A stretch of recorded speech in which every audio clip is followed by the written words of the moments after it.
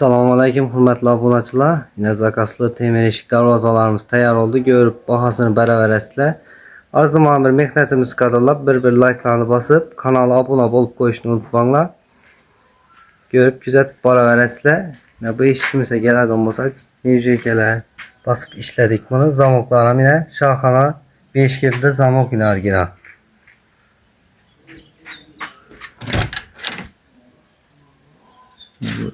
Zamokçu ayarlarını görüşleriniz mümkün ve şöyle illerin dilini beklenişlerine yine göre veresle yazaz olarak üstü aşağı bir kıyılır. Bu eşkimizde narxına gələn olmasak 1 milyon 100 min so'm işlep duradik. 1 milyonda işlep beremiz bunu. Materiallarım kalın materialdan işlengen en fulu. Yine üstünde gelişadı yerlerin bakıda kalasa bu işimiz neyin zakasına nere onatılışını açıp ötsek hazarsa ustanofga kılamız bunu. Bu kepelek işkimize geladi olmasak bam neceke basıp işlendi. Zamoklara yine bir işkilt zamok ne kullap çaylarına göre veresle.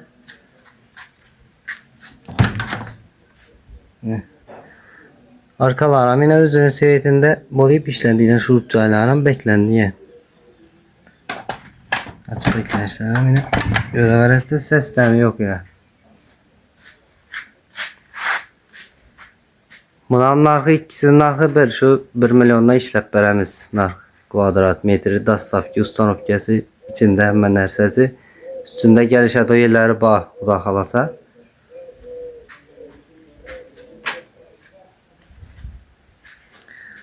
Bu keperek eşkimizde ustanovka kıladı o yerimiz Xanqa tümənində ustanovka kılamız bunu.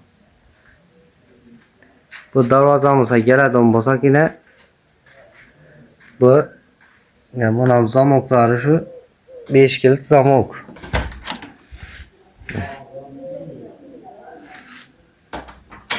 Açıp beklenişlerini göre verirse şırk klasiklerine yine görüşleriniz mümkün. Çok yollayıp işlendi. Kulakçalarına yine göre verirse.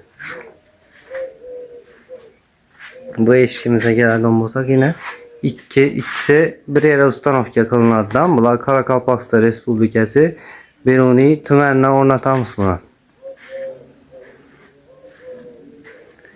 Bu darvazamıza gələn olmasak yine bunun zamokları şu 5 kilit zamok yine orijinal açıp beklenişlerini göre veresler.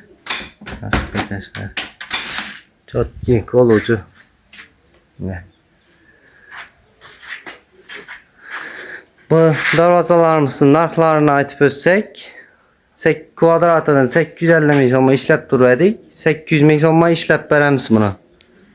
Dastavka, ustanovkası hemen nersesi içinde şunun.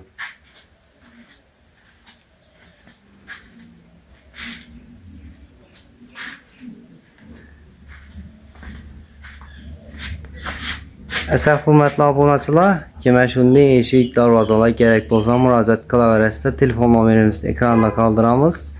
Dastavka xidmətlərimizdən aytıb ötsək şöyle Xarəzm, Karakalpakstan boylab yetkazib beriş bepul.